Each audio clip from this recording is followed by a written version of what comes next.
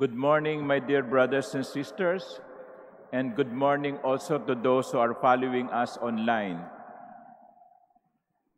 Mga minamahal kong kapatid, meron tayong kasabihan sa Tagalog, ang hindi marunong lumingon sa pinanggalingan ay hindi makararating sa paroroonan.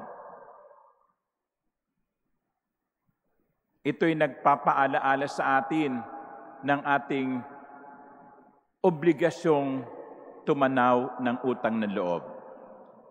Sa paglalakbay natin patungo sa kaganapan ng ating pangarap, ay merong mga taong umakay sa atin, tumulong sa atin, gumabay sa atin. Kapag tayo ay nasa rukrukan na ng tagumpay, kapag tinatamasa na natin ang katuparan ng ating pangako, huwag nating kalimutan yung mga taong nasa likod ng ating tagumpay. That is more or less the meaning of that motto. Do not forget the people who were behind you when you were on your journey to success. Ang hindi marunong lumingon sa pinanggalingan ay hindi makararating sa paroroonan. Pero, totoo din, mga minamahal ko kapatid, na ang taong lingon ng lingon sa kanyang pinanggalingan ay hindi rin makararating sa kanyang paroroonan. Dahil mababangga siya o mabubundol ng sasakyan. Di ba? Sinasabi nga natin tignan mo kung ano ang dinaraanan mo. Tignan mo ang iyong tinatapakan. Baka kung saan sa ka nakatingin ay kung ano ang matapakan mo. So sa makatwid, bagamat kailangan na tayo'y lumilingon bilang pagtanaw ng utang na loob, hindi rin naman natin dapat laging lingunin ang nakalipas at balik-balikan. Yun ang problema sa marami sa atin. Hindi natin makalimutan ang nakaraan, kaya't hindi tayo umuusad. Yes, may mga bagay na hindi natin dapat kalimutan, pero may mga bagay na dapat din nating pakawalan. Merong magkumparing nagkukwentuhan minsan isang araw, at sabi nung isa sa kanyang kumpare, alam mo, yung misis ko, no? Pag nag-aaway kami, nagiging historical. Sabi nung kumpare niya, pare, hindi historical, baka hysterical. Hindi! Historical talaga. Kasi binabalik-balikan pa niya yung nakaraan. Napag-usapan na namin yon, napagkasunduan na namin yon, nakahingi na ako ng tawad, pero hindi pa rin niya nakakalimutan yon. Tama nga, historical. Mga misis, ganun ba kayo sa asawa nyo? Mga mister, ganun ba kayo sa inyong asawa? Binabalik-balikan. Alam nyo, yung mga pagbasa natin sa umagang ito ay nagpapaalaala sa atin ng sinasabi kong may mga bagay tayong hindi na natin dapat lingunin. From the first reading, we heard the prophet Isaiah quoting the Lord, "Remember not the events of the past, the things of long ago consider not."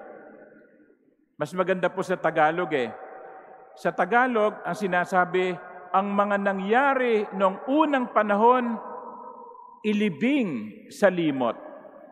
Limutin na ngayon. Ang mga nangyari noong unang panahon, ilibing sa limot, limutin na ngayon. And from the letter of St. Paul to the Philippians in the second reading, it is said by St. Paul, forgetting what lies behind, but straining forward to what lies ahead. Ang ginagawa ko ngayon, nililimot ang nakaraan at sinisikap na makamtan ang nasa hinaharap. Mga minamahal kong kapatid, we cannot move forward unless we are always remembering the bitterness of the past. And that, I think, is one of the messages of the gospel today. When the Lord was confronted with a woman caught in the act of committing adultery, and when no one tried to judge her, Jesus said to the woman, "Go, go. Move forward. I will not condemn you. Go forward." At yan din na sinasabi sa atin ng Panginoon, dalawang bagay. Una, move forward. Pero pangalawa, learn from the mistakes of the past. From now on, do not sin anymore. So dito ay pinapaalala sa atin ni Jesus na hindi niya kinukonsinti ang pagkakasala ng babae. Pero binibigyan niya ang babae ng pangalawang pagkakataon. Hindi kita ikukondena, hindi kita hahatulan. Humayo ka, magsimula kang muli. Baguhin mo na ang iyong landas. Pero matuto ka sa iyong mga pagkakamali at huwag ka nang magkasalang muli. Those are two important things. Move forward, but learn from the lessons of your past mistakes. Ang problema natin yung pareho We cannot move forward. Kaya kuminsan, kahit sa kumpisalan, may mga tao, mangungumpisal, ang ikukumpisal nila, yung kasalanan nilang nagawa nila nung napakaratagal ng panahon. At itatanong ko, yan po ba'y naikumpisal na ninyo sa pari? Opo, Father, pero ang feeling ko parang hindi pa rin ako nakapapatawad ng Diyos. Mali. Sabi ko, hindi mo na dapat ikumpisal yung napatawad na ng Diyos. Mag-move forward ka na. Once we have been forgiven by God, the sin has been erased. Ang problema, tayo ang hindi makapagpatawad sa ating sarili. Napatawad na tayo ng Diyos, pero hindi pa rin natin napapatawad ang sarili natin. Move forward. Ang lingon ng lingon sa pinanggalingan ay hindi makararating sa paroroonan. Pero matuto ka sa mga pagkakamali mo ng nakalipas. Matuto tayo sa mga pagkakamali natin sa nakaraan upang wag muli nating gawin ito. Kung mauntog ka sa pinto, sa unang pagkakataon, aksidente yon. Pero kung mauntog ka muli sa same pinto, sa pangalawang pagkakataon, katangahan na yon. At marami sa atin ang tanga, sapagkat hindi natututo sa mga pagkakamali.